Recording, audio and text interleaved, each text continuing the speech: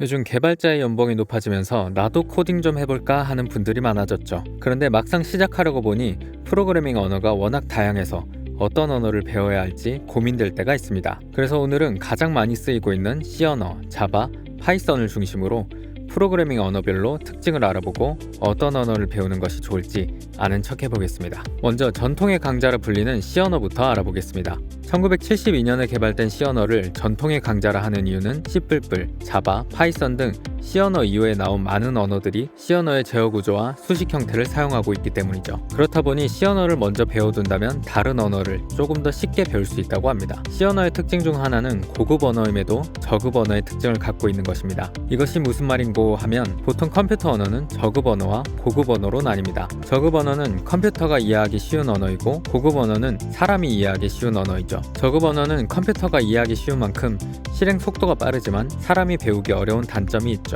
0101, 001, 01001처럼 0과 1로 이루어진 이진수 언어가 컴퓨터가 이해하기 쉬운 언어인데 우리는 이 숫자를 보고 무슨 말인지 알기 어려운 것과 같다고 볼 수 있죠.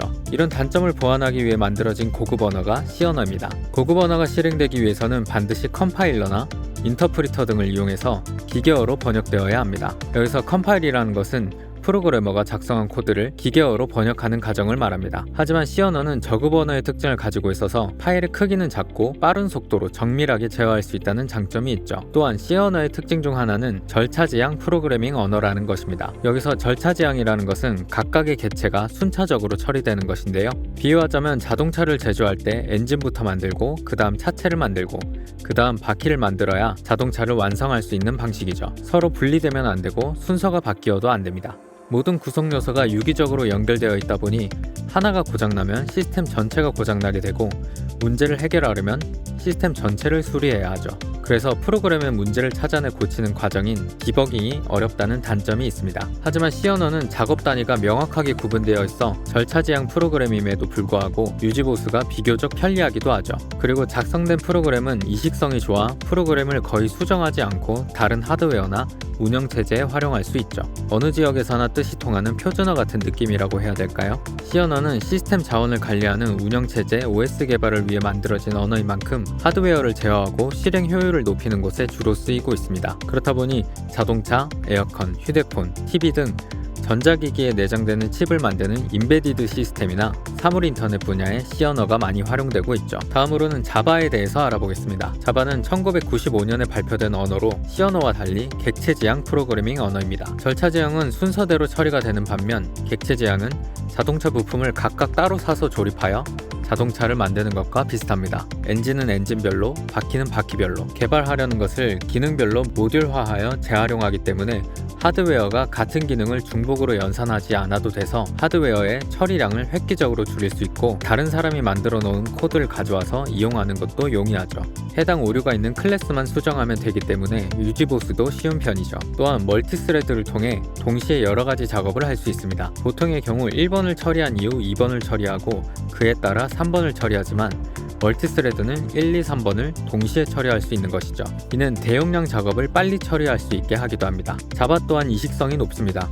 자바가 처음 공개될 때 내건 슬로건부터가 Write once, run anywhere 이기도 했죠. 자바는 JVM이라는 동일한 환경에서 돌아가기 때문에 운영체제 종류에 상관없이 실행되죠. 윈도우, 리눅스, 유닉스 등 다양한 운영체제에서 실행되는 만큼 단순한 콘솔 프로그램, 서버용 웹 어플리케이션, 안드로이드 앱까지 다양한 프로그램 개발에 활용되고 있고 전 세계 인터넷 솔루션을 제공하는 데에도 자바가 많이 활용되고 있습니다. 마지막은 신흥 강자인 파이썬에 대해서 알아보겠습니다. 1991년에 개발된 파이썬을 신흥 강자라 부른 이유는 최근 몇 년 사이에 급격히 사용자가 많아지면서 세계에서 가장 많이 사용되고 있는 프로그래밍 언어이기 때문입니다. 사용자가 늘어났다는 것은 그만큼 장점이 많기 때문이겠죠.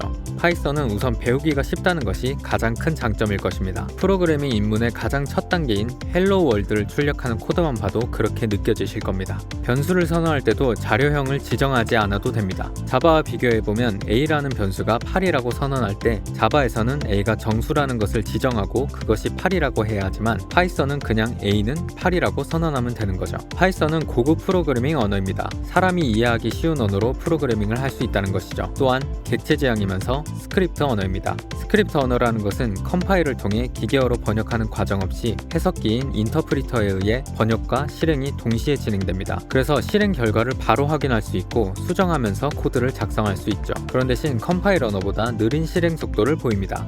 파이썬 역시 대부분의 운영체제에서 작동합니다. 윈도우, 리눅스, 맥 등 운영체제에 따라 컴파일할 필요가 없기 때문에 어떤 환경에서도 활용이 가능하죠. 파이썬은 수학, 통계 등 다양한 목적으로 쓸 수 있고 특히 빅데이터, 딥러닝, 인공지능 등에 주로 활용되고 있습니다. 파이썬 사용자가 늘어나는 시기가 딥러닝의 확장 시기와 비슷한 것도 그러한 이유 때문일 것입니다. 소개해드린 3개 언어 모두 사용자가 많은 만큼 오픈소스로 공개된 코드가 많습니다. 이 코드들은 누구나 제한 없이 사용하고 수정할 수 있어서 코딩을 잘 모르더라도 필요한 기능에 따라 소스를 검색해서 사용할 수 있어서 프로그래밍에 대한 장벽도 낮아지고 있죠. 페이스북을 만든 메타의 마크 저커버그는 다음 세대에는 그 나라의 언어를 배우듯 프로그래밍을 배우게 될 것이다 라고 말하기도 했죠. 애플의 창업자 스티브 잡스도 프로그래밍은 생각하는 방법을 가르쳐준다 라며 코딩 교육의 중요성을 이야기하기도 했죠.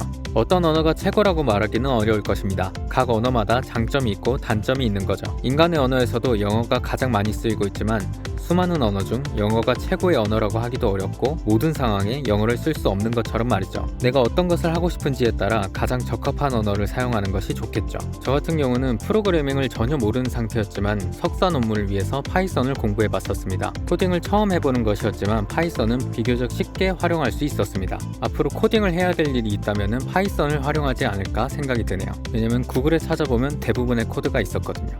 여러분도 만약 프로그래밍을 해보고 싶다면 그 용도에 맞는 언어를 사용해서 선택하시면 될 것입니다. 여기까지 프로그래밍 언어별 특징을 알아봤습니다.